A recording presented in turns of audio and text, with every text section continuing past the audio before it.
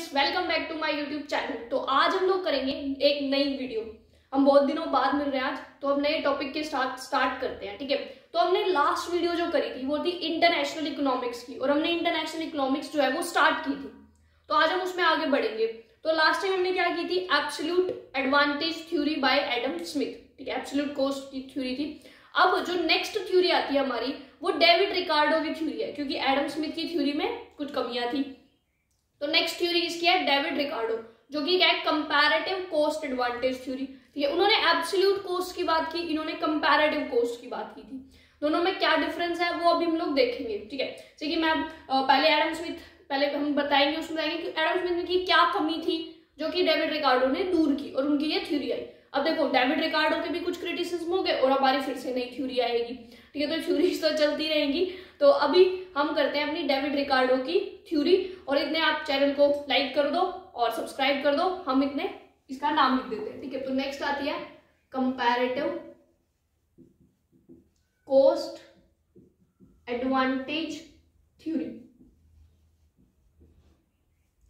अब ये जो थ्योरी है किसने दी, डेविड रिकार्डो ने। ठीक है, कब दी उन्होंने ये, उन्होंने अपनी एक बुक लिखी थी। ठीक है, और उस बुक, वो जो बुक पब्लिश हुई थी उसके अंदर ये थ्योरी थी। तो हम बेसिकली कहते हैं भाई जब वो बुक पब्लिश हुई तब उन्होंने दी। तो उन्होंने कौन सी बुक लिखी थी, ऑन द प्रिंसिपल्स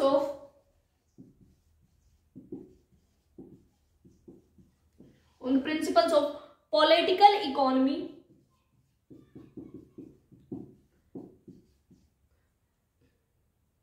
ठीक है, हम लिखते हैं कि प्रिंसिपल्स ऑफ पॉलिटिकल इकोनॉमी, उनकी बुक जो थी, मतलब David Ricardo gave his theory in the book principles of political economy and taxation.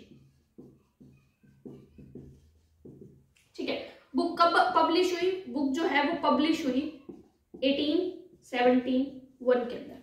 तो हम मानते हैं कि इसी टाइम उन्होंने अपनी थ्योरी, मतलब उनकी जो ये बुक पब्लिश हुई थी उसके अंदर ये जो है थ्योरी को एक्सप्लेन किया गया था। तो कंपैरेटिव कॉस्ट एडवांटेज थ्योरी किसने दी, डेविड रिकार्डो ने। Principle of political economy and taxation, ठीक है, ये उनकी बुक थी जो कि 1817 के अंदर जो है पब्लिश हुई थी। ठीक है, अब हम बात करते हैं कि इस थ्योरी में क्या था और इसने क्या कमी निकाली जो है एडम स्मिथ की थ्योरी में, जो कि ये थ्योरी आई फिर लास्ट में। ठीक है, तो हम इस थ्योरी के बारे में बात करते हैं। अब देखो, जो एडम स्मिथ की थ्योरी थी, एडम स्मिथ की थ्योरी ने क्या कहा कि जिस देश की कॉस्ट कम होगी वो क्या करे, वो बनाए उस चीज को। ठीक है, और उसको एक्सपोर्ट करे। और जिसकी कॉस्ट जो है ज्यादा है वो कंट्री जो है उस चीज को इंपोर्ट करे दूसरे से जिसकी सस्ती कॉस्ट है। मतलब कि मान लो अगर इंडिया और बांग्लादेश दो है कंट्री, ठीक है, तो वो कहता है कि अगर इंडिया मान लो ये मार करिए, इसको सस्ता बना रही है, ठीक है, इसको चीप रेट में बना रही है एडम स्मिथ की थ्योरी, तो बांग्लादेश क्या करे, वो अपने देश में ना बनाए। अगर वो अपने देश में महंगा बना रहे, मान लो ये चीप, इंडिया चीप बना रही है और बांग्लादेश इसको बहुत एक्सपेंसिव बना रहा है, बहुत महंगा बना रहा है, तो थ्योरी क्या बोली कि बांग्लादेश क्या है, अपने देश में उसका प्रोडक्शन ना करे और यहां से इंपोर्ट करे, और इंडिया ज्यादा से ज्यादा प्रोड्यूस करके एक्सपोर्ट करे। तो ये इस थ्योरी ने कहा। लेकिन अब मान लो एक कंडीशन है, ठीक है, जैसे कि हम दो गुड्स लें और दो नेशन लें, ठीक है,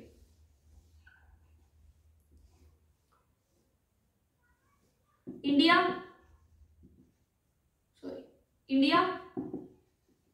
बांग्लादेश, ठीक है, ये कंट्री हो गए, और यहाँ पे हम गुड्स ले रहे हैं। यहाँ पे गुड्स लिए हमने, एक वो बना रहे हैं कॉटन और एक वो बना रहे हैं क्लॉथ। ठीक है, इंडिया एक लेबर लगा के, ठीक है, हम यहाँ लिख सकते हैं क्लॉथ पर unit of labour, sorry cotton पर यूनिट ऑफ लेबर और क्लॉथ पर यूनिट ऑफ लेबर, कि एक लेबर अगर हम लगाएं तो हम कितनी कॉटन बना सकते हैं। तो वो इंडिया की बात, तो इंडिया अगर एक लेबर कॉटन में लगाए तो बना सकती है 10 यूनिट ऑफ कॉटन। ठीक है, मतलब 10 टन लगा लो, या कोई भी मतलब यूनिट कोई भी असाइन कर सकते हो। ठीक है, अगर वही काम जो है इंडिया अगर अपनी लेबर क्लॉथ में लगाए तो मान लो वो बना सकती है 20, जस्ट अज्यूम। बांग्लादेश अगर लगाए तो 10 बना सकती है, और यहां लगाए तो मान लो 8। ठीक है, इसको उल्टा ले लेते हैं, 20 टन। तो अब एडम स्मिथ के अकॉर्डिंग तो इन लोगों को ट्रेड जो है बांग्लादेश को तो कुछ बनाना ही नहीं चाहिए, सब कुछ इंडिया से ले लेना चाहिए, क्योंकि ये 1 यूनिट ऑफ लेबर में क्या कर रही है, कम बना रही है दोनों चीजें। मतलब ये 1 यूनिट ऑफ लेबर में इंडिया अगर 20 कॉटन बना रही है तो ये 10 कॉटन बना पा रही है, और अगर इंडिया 1 यूनिट ऑफ लेबर में अगर 10 क्लॉथ बना रही है तो बांग्लादेश सिर्फ 8 क्लॉथ बना पा रहा है। मतलब इसकी कॉस्ट क्या आ रही है, ज्यादा आ रही है, और इसकी कॉस्ट क्या आ रही है, कम आ रही है। ठीक है, अभी हम ये नहीं ले रहे कि उनकी लेबर किसकी सस्ती है किसकी महंगी है, वो चीज अभी हम जो है इग्नोर करके चल रहे हैं। ठीक है, तो मान लेते हैं कि सेम कॉस्ट ऑफ लेबर पड़ रही है दोनों के अंदर, मान लेते हैं। ठीक है, तो अब इस हिसाब से अकॉर्डिंग टू एडम स्मिथ के अकॉर्डिंग तो क्या है, इंडिया बनाए और एक्सपोर्ट करे, बांग्लादेश कुछ भी मत बनाए, सबके सब इंपोर्ट करे। ठीक है, तो इससे तो बांग्लादेश का क्या ही फायदा होगा। हम माने कि 2 ही देश है और सिर्फ 2 ही गुड्स बनती है, और कोई देश है ही नहीं और कोई गुड बनती ही नहीं, तो इसमें मतलब ये तो बेचारा इंपोर्ट ही करता रह जाएगा। ठीक है, और इसको तो कोई फायदा नहीं होगा अकॉर्डिंग टू एडम स्मिथ की थ्योरी। लेकिन अब जो डेविड रिकार्डो आए, उन्होंने कहा नहीं भाई, ट्रेड तो होगा, और कैसे होगा, कंपैरेटिव कॉस्ट के थ्रू होगा। किसके through, comparative cost, not absolute. इन्होंने क्या है, एब्सोल्यूट नंबर्स लिए, इन्होंने लिया कंपैरेटिव, मतलब हम कंपेयर करेंगे और जिसको कंपैरिजन में जिसकी कम आएगी ना वो करेगा। जैसे कि एग्जांपल लेंगे अभी हम, लेकिन उससे पहले इस थ्योरी की असम्पशन करते हैं। अभी तो मैंने सिर्फ ये एक्सप्लेन किया कि ये नई थ्योरी क्यों आई, एडम स्मिथ की जो है रिजेक्ट कैसे हुई। ठीक है, तो नई थ्योरी आई भाई, अब उसकी कुछ असम्पशंस भी होंगे ऑब्वियसली। हम देखो, असम्पशंस में कुछ नहीं आता हो ना तो बिना सोचे बस ये देख लेना कि क्लासिकल है, कीनशियन है, मोनेटरिस्ट है, उस हिसाब से कुछ असम्पशन फिक्स होती है। अभी जो जितनी भी थ्योरीज हैं हिक्स और ओलिन की थ्योरी से पहले, वो सबके सब क्लासिकल्स हैं। तो क्लासिकल्स की कुछ फिक्स असम्पशंस, जैसे कि परफेक्ट कंपटीशन। ठीक है, दूसरी फिक्स असम्पशन क्या होती है इनकी, कि नो गवर्नमेंट ही नहीं होगी। ठीक है, तीसरी, लेबर जो है with in the nation mobile है, लेबर इज मोबाइल। ठीक है, तो ऐसे इनकी बहुत सारी असम्पशन होती है। अब इस थ्योरी की जो बेसिक असम्पशन बनती है वो हम लिखते हैं। फोर्थ, कि कैपिटल का यूज ही नहीं कर रहे, कैपिटल है फिक्स है, ठीक है, हम यूज कर रहे हैं सिर्फ लेबर का, तो क्या है, labour is only factor of production. Fifth, अब जो लेबर हम यूज कर रहे हैं ना, मान लो हमारे देश में 50 लेबर है, तो 50 की 50 लेबर एक जैसी है, मतलब उनकी स्किल्स जो है वो सेम है, वो हम लेके चल रहे हैं। तो marginal productivity of labour is same, कहां, विद इन द नेशन। ठीक है, ये होगी हमारी marginal even across the nation में, क्योंकि हमने इंडिया बांग्लादेश का केस देखा। ठीक है, तो परफेक्ट कंपटीशन नहीं, खैर विद इन द नेशन ही होगी, क्योंकि अक्रॉस द नेशन नहीं हो सकती, क्योंकि बांग्लादेश में वो चीज कम बन रही थी और इंडिया में वो चीजें ज्यादा बन रही थी। ठीक है, और हमारी इसमें क्या है, अब जैसे कि मैंने लिया 2 नेशन, 2 नेशंस, उसके बाद मैंने क्या लिया, 2 ही गुड्स। 8th ये लोग लेते हैं, जो हमारी पीपीसी बनेगी ना बेसिकली, जो लास्ट में हम डायग्राम बनाएंगे, तो हमारी वो वैसे तो पीपीसी क्या होती है, कॉनकेव होती है, लेकिन हम स्ट्रेट लाइन बनाएंगे। उसके पीछे रीजन क्या होगा कि हमारी सिर्फ लेबर यूज हो रही है और हमारा जो है प्रोडक्शन फंक्शन होमोजीनियस है। ठीक है, यानी कि कांस्टेंट रिटर्न्स टू स्केल है, यानी कि अगर आपने 10 यूनिट इनपुट लगाई है, ठीक है, और आपका मान लो 20 यूनिट का आउटपुट है, अब आप कहो कि मैं इनपुट डबल लगाऊंगा, यानी कि मैं 10 से 20 कर दूंगा, तो आपका इनपुट ऐसा, जो आपका आउटपुट है वो ऐसा नहीं है वो 4 गुना बढ़ जाएगा या 5 गुना बढ़ जाएगा, वो भी डबल ही बढ़ेगा, वो भी 20 से 40 ही होएगा। मतलब जितना आप इनपुट बढ़ाओगे उतना ही प्रोपोर्शन में आपका आउटपुट बढ़ेगा, वो होता है कांस्टेंट रिटर्न्स टू स्केल। ठीक है, तो ये हमारी अजम्पशंस होगी। और देखो कोई रहता नहीं, perfect competition, no government, labour mobile है, labour is the only factor of production, marginal productivity of labour is same within the nation, 2 nation है, 2 गुड्स हैं, कांस्टेंट रिटर्न्स टू स्केल है हमारे पास। ठीक है, अब हम बात करते हैं इस थ्योरी की।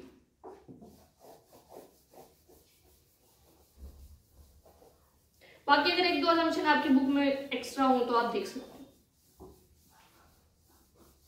या इससे एक आधी कम हो तो यह भी लिख सकते हो। ठीक है, और इसमें ठीक है, अब हम लोग बात करेंगे ना, हम लेके चलते हैं कि उनकी एक्सचेंज रेट सेम है 2 देशों की, क्योंकि लास्ट में वो उसको एक्सपोर्ट करेगा, वो उसको इंपोर्ट करेगा, ठीक है। तो हम एक्सचेंज रेट सेम रहेंगे ताकि हमको कैलकुलेशन में आसानी हो, ठीक है। अब जो एग्जाम्स हैं, कुछ एग्जाम्स में बोला भी जाता है कि आपको exchange rate this is to this लेंगे और फिर उसको एक्सप्लेन करना है, जैसे कि यूपीएससी का या IES वगैरह का एग्जाम होता है, वैसे और किसी एग्जाम में तो नहीं पूछा जाता, ठीक है। तो वो आप देख सकते हैं, वो आप पूरी थ्योरी समझेंगे तो लास्ट में अपने आप ही समझ आ जाएगा कि अगर एक्सचेंज रेट सेम ना हो तो फिर कैसे हमको सोल्व करना है उस चीज को, ठीक है। तो ये हमारी कुछ असम्पशंस थी। अब हम आते हैं फाइनली अपनी उसके ऊपर। देखो ये जो टेबल बन रही है ना, बहुत ही ज्यादा इंपॉर्टेंट है।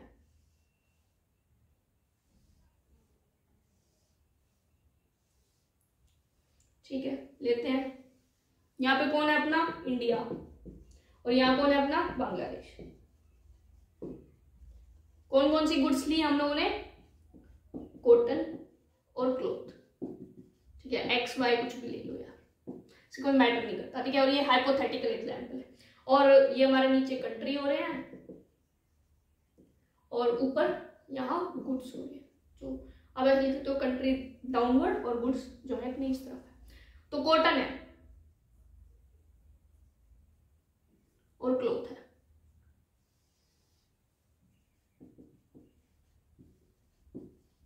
ठीक है।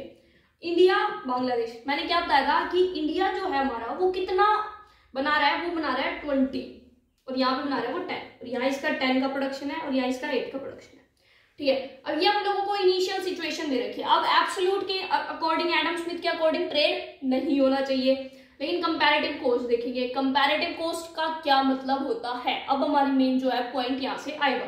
तो कंपैरेटिव कॉस्ट का मतलब होता है हमारी अपॉर्चुनिटी कॉस्ट। क्या होता है अपॉर्चुनिटी कॉस्ट? हम बेसिकली किसको देख के चलते हैं, अपॉर्चुनिटी कॉस्ट को देख के चलते हैं।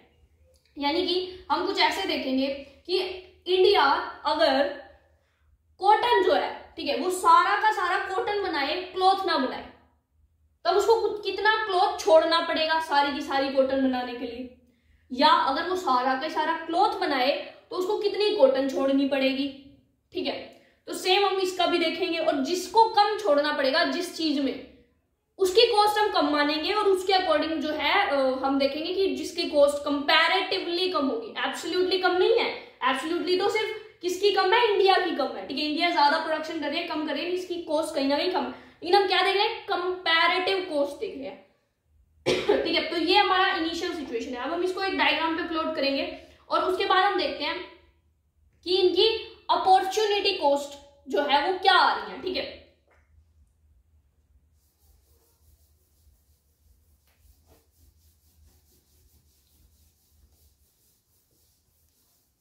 ठीक है, तो बहुत बड़ा डायग्राम है हमारा यहाँ पे।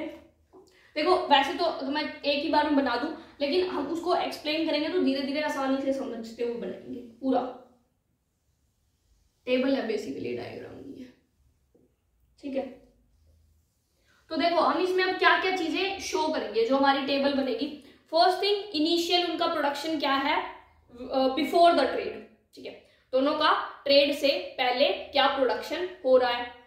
सेकेंड चीज हम क्या लेंगे कि उनकी अपॉर्चुनिटी कॉस्ट क्या है। फिर उन्होंने ट्रेड करने की सोची, ट्रेड के बाद क्या प्रोडक्शन हुआ, ट्रेड करने की सोच ली, ट्रेड के बाद प्रोडक्शन। अब प्रोडक्शन तो हो गया, लेकिन ट्रेड से फायदा क्या हुआ, भाई कॉस्ट की थ्योरी आई है तो ट्रेड से फायदा भी तो होना चाहिए ना हम लोगों को, तो वो देखेंगे, ठीक है। तो वही हमारे दो नेशन, एक अपना इंडिया और दूसरा अपना बांग्लादेश।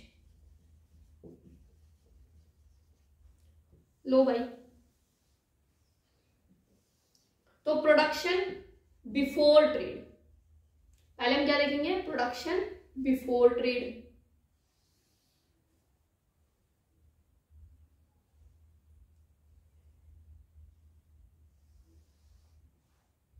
ठीक है, देन हम देखेंगे प्रोडक्शन, चलो पीपीसी भी हम जो है अपॉर्चुनिटी कॉस्ट भी यही दिखा दे।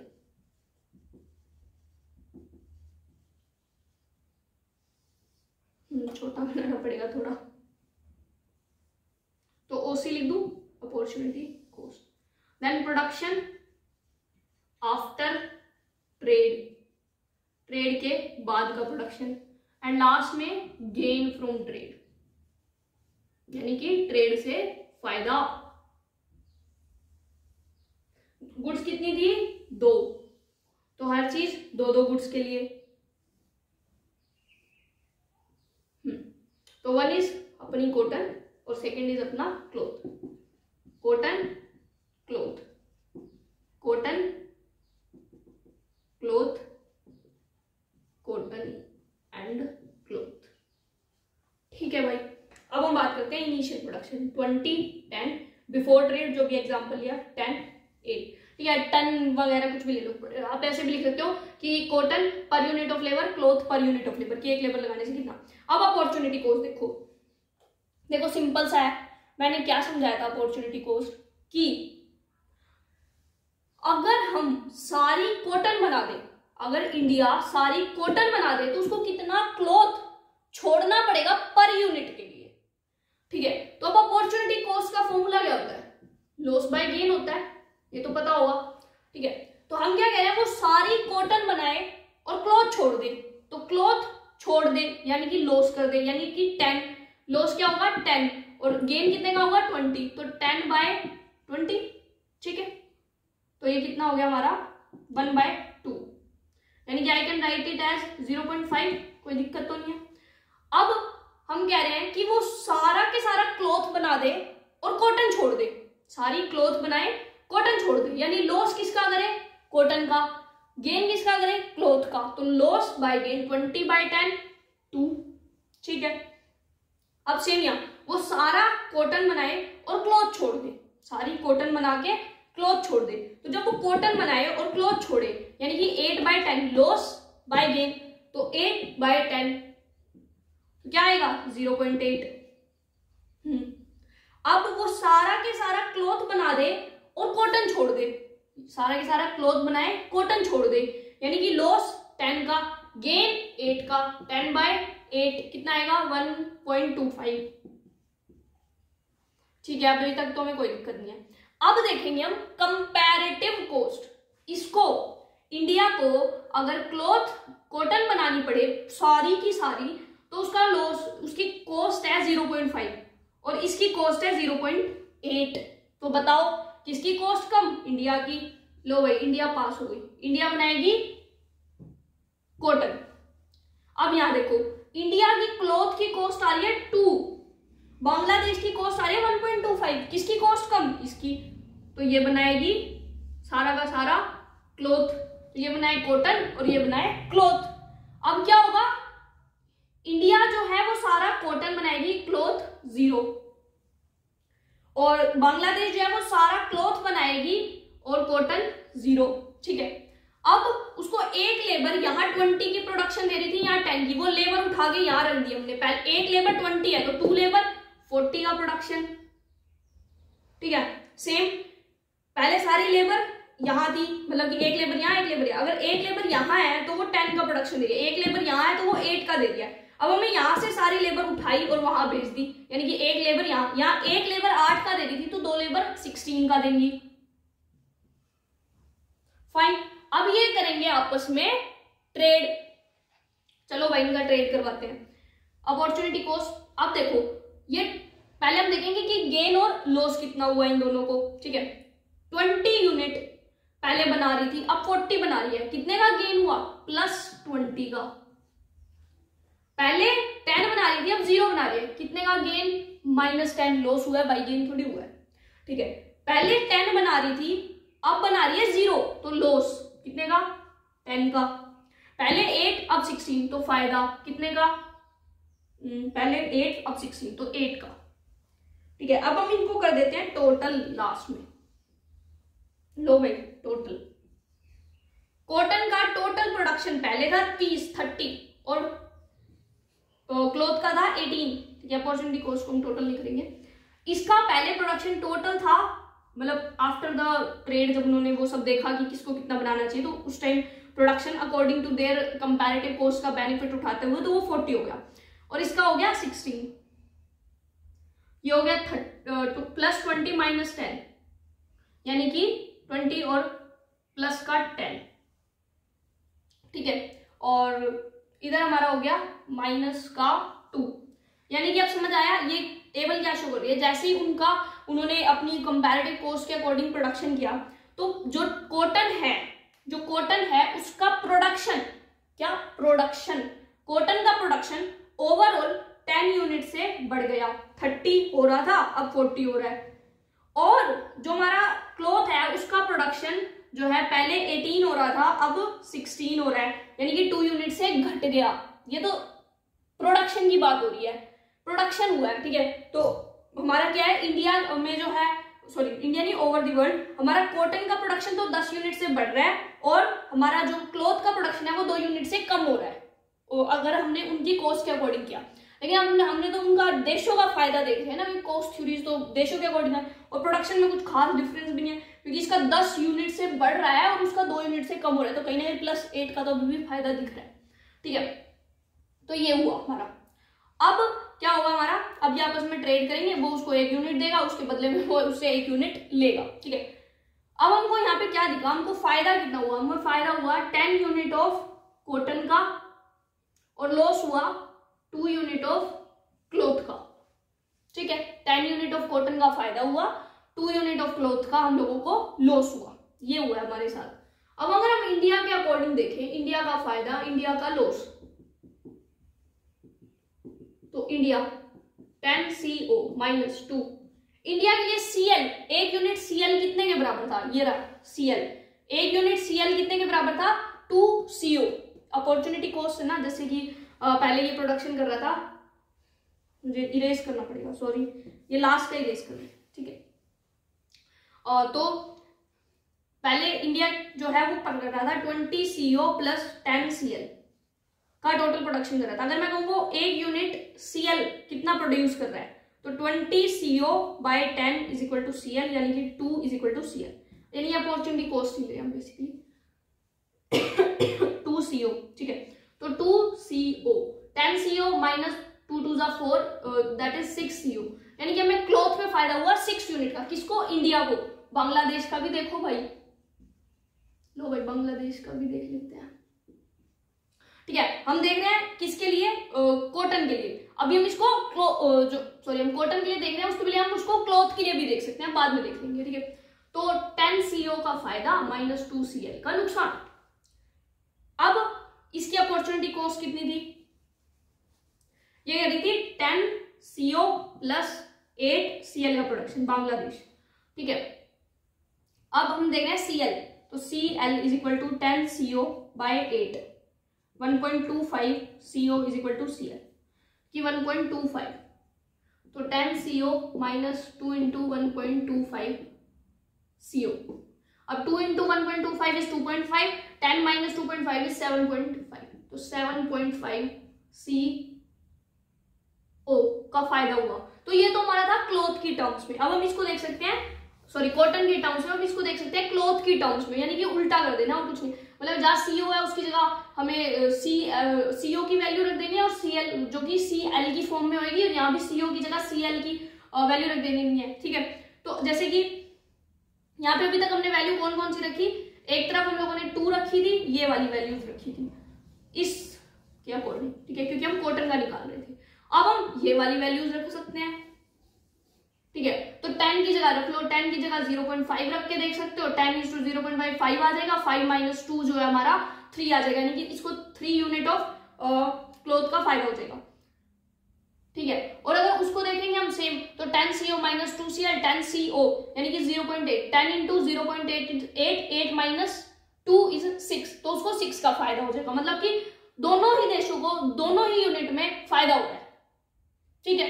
तो ट्रेड से फायदा हो गया दोनों देशों का, कोई ओवरऑल प्रोडक्शन में कमी आई है किसके, क्लॉथ के, क्योंकि 2 यूनिट से कम हुआ है overall production over the world. अगर हम देखें, यानी कि 2 ही देश लिए हमने, इंडिया और बांग्लादेश, और कोई देश एग्जिस्ट ही नहीं करता, तो हम जो इन्होंने प्रोडक्शन किया वही पूरे वर्ल्ड का है। तो पूरे वर्ल्ड प्रोडक्शन में क्लॉथ का 2 यूनिट से प्रोडक्शन कम हुआ, लेकिन फायदा नुकसान देखा तो दोनों देश जो है फायदा उठा रहे हैं।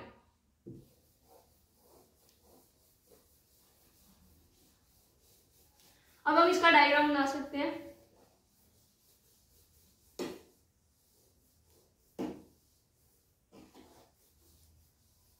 देखो इसका डायग्राम ना वैसे लॉजिकली तो होना ही नहीं चाहिए, कोई सेटिस्फैक्टरी सा डायग्राम नहीं है जो आप लोगों की बुक में मिलेगा, ठीक है। क्या हम लोग स्लोप जो है बना देंगे, एक का स्लोप हमारा क्या आएगा 20 10 और दूसरी थी 10 और 8, ये प्रोडक्शन था, तो इसका स्लोप हमारा क्या आएगा 20:10 यानी कि 2, और इसका आएगा 10:8 यानी कि 0.8।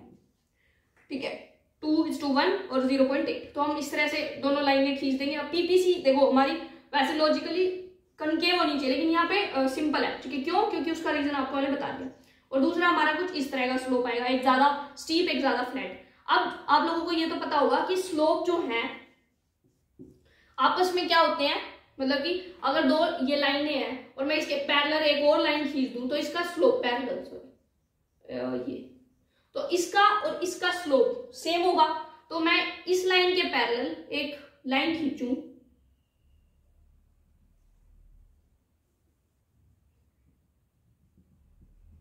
तो ये, ठीक है,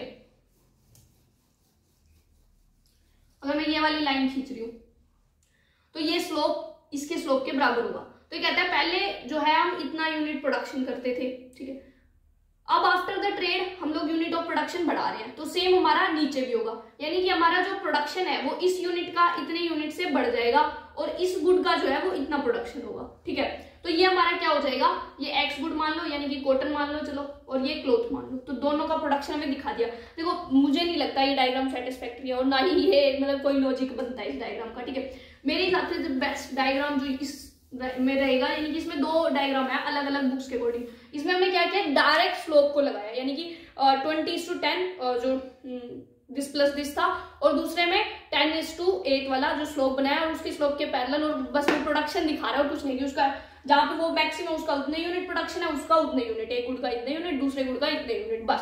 और डायग्राम में कुछ भी नहीं है और कुछ खास है भी नहीं उस डायग्राम में। ठीक है, मेन जो डायग्राम है हमारा वो ये है जो सही लगा।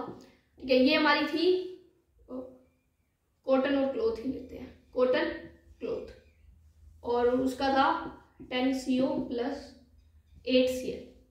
ठीक है, अब यहाँ पे अगर हम अपॉर्चुनिटी कॉस्ट निकालें, मैं निकालू CL की वैल्यू, तो 20/10 = 2, तो 2 क्या हो जाएगा CO, और मैं यहाँ से CO की वैल्यू निकालू तो 10/20 0.5 CL। ठीक है, सेम मैं यहां निकालू अगर तो 10, अगर मैं CL की निकालू तो 10/8, तो 10/8 इज 1.25 CO। ठीक है, अब यहां पर हमारा क्या हो जाएगा, अगर मैं निकालू CO की तो CO 8/10, सॉरी 10/8 था, तो 8/10 हमारा हो जाएगा 0.8 CL।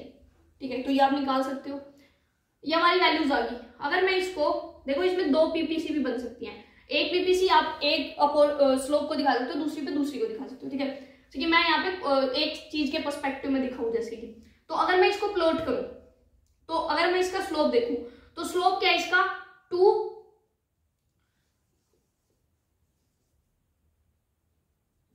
ठीक है, हम किसी एक गुड का देख रहे हैं, तो ये 1 यूनिट ऑफ CL के लिए 2 unit of CO, 1 unit of CL के लिए 1.25 यूनिट ऑफ CO, तो 1 यूनिट ऑफ CL के लिए 2, तो 1 ये रहा और मान लो 2 ये रहा।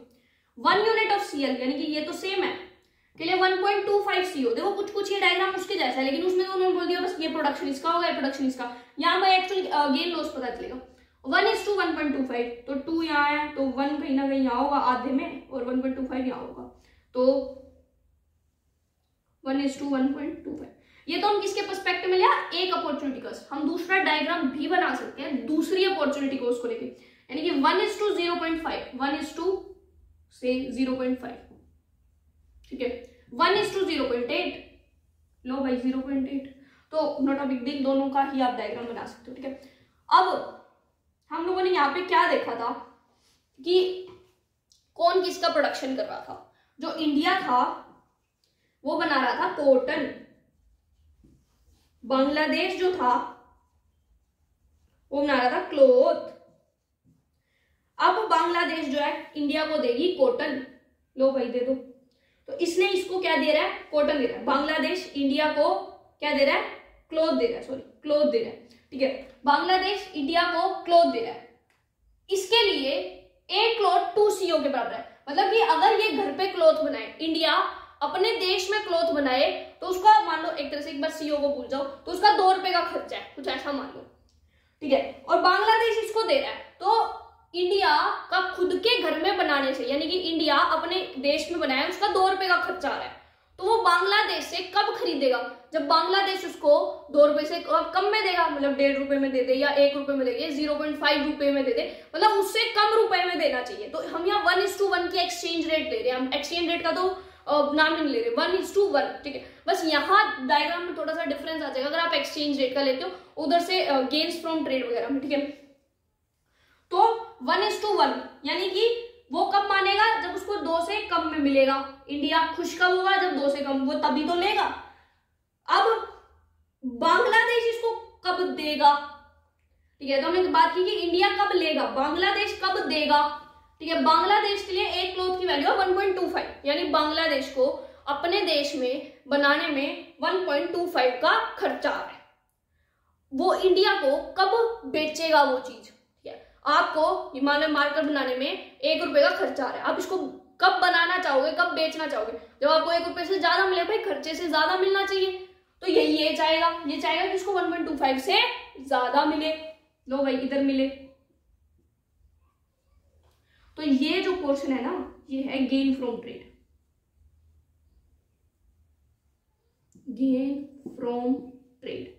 सेम हमारा यहां होगा कि हम इसको यहां ले रहे हैं। अब हम देख रहे हैं कि इंडिया बांग्लादेश को दे रहा है कॉटन, इंडिया बांग्लादेश को कॉटन दे रहा है। बांग्लादेश कॉटन कब लेगा? बांग्लादेश को अपने देश में 0.8 रुपए का खर्चा आ रहा है कॉटन बनाने में, तो वो कब लेगा? जब उसको 0.8 से सस्ता मिलेगा। लो भाई इस तरफ, ठीक है। इंडिया है अब अपने, ठीक है। अब इंडिया कब देगा? इंडिया कॉटन कब देगा? जब इंडिया को 0.5 से ज्यादा मिलेगा, क्योंकि उसका खर्चा ही 0.5 आ रहा है, तो जब ज्यादा मिलेगा, यानी कि इस तरफ, तो ये हो गया हमारा अगेन गेन फ्रॉम ट्रेड। तो दोनों एंगल से देख सकते हो, तो ये डायग्राम बेस्ट है। आप चाहो तो ये वाला बनाओ, ज्यादा बेटर रहेगा, ठीक है। उस डायग्राम में कुछ नहीं है, बस सेम चीजें दिखाई, जैसे हमने यहाँ पे प्लॉट किया 1:this 1:this, जो है 20:this, यानी ये 20 हो गया, ये 10 हो गया, एंड देन 10:8, यहाँ कहीं 10 हो गया, और यहाँ आधे, यानी कि यहाँ था 20:10, यहाँ हो गया हमारा 10:8, कुछ इस तरह का डायग्राम आया, ठीक है। फिर हमने कहा कि दोनों के स्लोप इक्वल होते हैं, तो ये स्लोप इक्वल आ गया। बस ये प्रोडक्शन हमारा कॉटन का, ये प्रोडक्शन हमारा क्लोथ का, बस ऐसा डायग्राम है। इसमें कुछ खास है नहीं, ना में गेन दिख रहा है ना लॉस दिख रहा है, कुछ नहीं दिख रहा, ठीक है। ज्यादा ज्यादा अगर गेन बताया भी तो इस गुड का बताया, दूसरे गुड का तो मैं गेन ही नहीं एक्सप्लेन करा, तो ये वाला डायग्राम ज्यादा बेस्ट है, आप ये बनाओ, ठीक है। अब हम आते हैं लास्ट, इसकी क्रिटिसिज्म।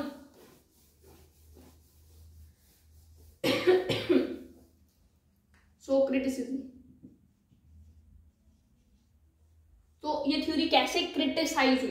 तो देखो सारी की सारी जो हमारी अजम्पशंस थी वो सारी क्रिटिसिज्म बन जाएगी कि 2 नेशन तो होते ही नहीं, 2 से ज्यादा होते हैं, 2 गुड्स भी नहीं होती, 2 से ज्यादा होती है, परफेक्ट कंपटीशन नहीं होता, ठीक है। अकेली लेबर नहीं होती, लेबर इतनी ज्यादा मोबाइल भी नहीं होती। तो जितनी भी आपकी अजम्पशंस हैं उन सबको यहाँ पे लिख दो नोट करके, और वो सब आपकी क्रिटिसिज्म होगी, और सारी की सारी बात सच है।